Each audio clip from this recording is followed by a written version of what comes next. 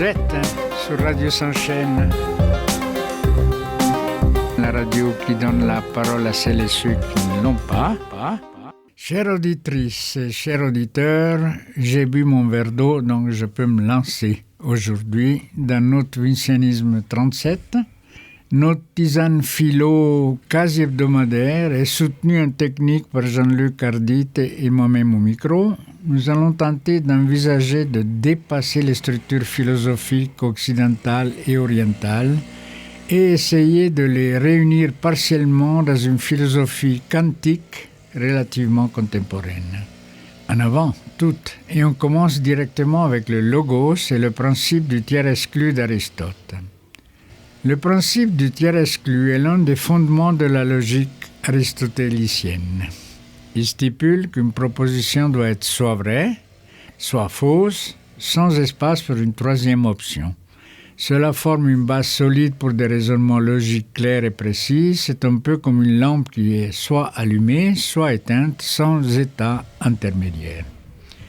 En Occident, le logos, selon Aristote, est le principe de raison qui guide notre pensée et notre discours. Dans cette optique, la logique du tiers exclu sert à structurer nos idées de manière précise, évitant ainsi toute confusion. En d'autres termes, le logos nous aide à interpréter le monde avec clarté et distinction. Encore faut-il savoir, faut-il interpréter le monde ou laisser venir la réalité telle qu'elle est? Mais c'est une autre question. En Orient, c'est pas le logos, mais le tétralème, développé par le philosophe Nagarjuna, et propose 4 possibilités pour toute affirmation. Donc, par exemple, la proposition, elle est vraie, ou la proposition, elle est fausse, ou la proposition est à la fois vraie et fausse, ou la proposition n'est ni vraie ni fausse. Et cela introduit une complexité et une flexibilité bien plus grandes dans notre manière de penser, comparée à la logique d'Aristote. Imaginons une situation simple. Il pleut. Selon Aristote, il peut pleuvoir, vrai, ou ne peut pas pleuvoir, faux. Mais Nagarjuna ajouterait que l'affirmation pourrait aussi être partiellement vraie et fausse. Il pleut par intermittence, par exemple. Ou ni l'un ni l'autre, la question n'a pas de sens si nous sommes dans une réalité haute, virtuelle, où les concepts de pluie et de temps météorologiques n'existent pas. Si on compare brièvement les approches, clarté et simplicité versus complexité et nuance. La logique d'Aristote est directe et facilite les débats clairs et décisifs. Le tétralème de Nagarjuna, en revanche, permet une exploration plus nuancée et complexe de la réalité, reconnaissant que les vérités peuvent être multiples et paradoxales. Et l'application pratique, c'est simple, c'est la logique d'Aristote qui est efficace dans les sciences et les mathématiques, où des réponses claires et précises sont nécessaires, et le tétralème est utile dans les domaines où les questions sont plus subjectives dans notre propre vie et les réponses moins définitives. Oui, on va essayer de un peu réunir ce qui est épars. En fait, réunir un peu, faire une passerelle, disons, entre l'Orient et l'Occident. Et pour le philosophe Michel Bitbol, il y a une possibilité de faire converger donc l'Occident et l'Orient avec la philosophie quantique, la philosophie de la physique quantique. Michel Bitbol est un philosophe vraiment original qui s'est beaucoup intéressé aux implications philosophiques de la physique quantique tout en connaissant parfaitement le logos aristotélicien et le tétralème de Nagarjuna. Et émet l'hypothèse que les deux structures de pensée orientale et occidentale pourraient se rencontrer au carrefour de la physique quantique. Sa pensée peut sembler complexe, mais nous allons la décomposer un petit peu. La physique quantique, je vais faire une brève introduction. La physique quantique est la branche de la physique qui étudie les particules subatomiques. Contrairement à la physique classique, qui décrit des objets comme des balles de tennis obéissant à des règles claires, la physique quantique nous montre un monde bien plus étrange. Par exemple, une particule peut être à 2 endroits à la fois, superposition, ou avoir des propriétés indéterminées jusqu'à ce qu'on les observe, principe d'incertitude d'Heisenberg. Alors, Bitbol suggère, donc le philosophe, que nous devrions repenser la notion de réalité. Dans une perspective classique, les objets ont des propriétés définies indépendamment de l'observateur.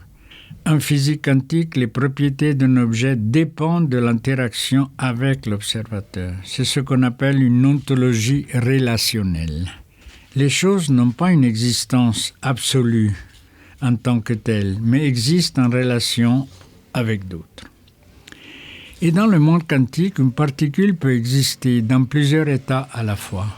Pour Bitbol, cela signifie qu'il n'y a pas une seule réalité, mais une pluralité de possibilités coexistant jusqu'à ce que l'une d'elles soit actualisée par l'observation. Cette idée remet en question notre conception linéaire et unique de la réalité. Et là, on arrive à un concept aussi qui est issu de la physique quantique, c'est la décohérence. Alors, lorsque nous observons une particule quantique, elle semble choisir un état parmi plusieurs possibles.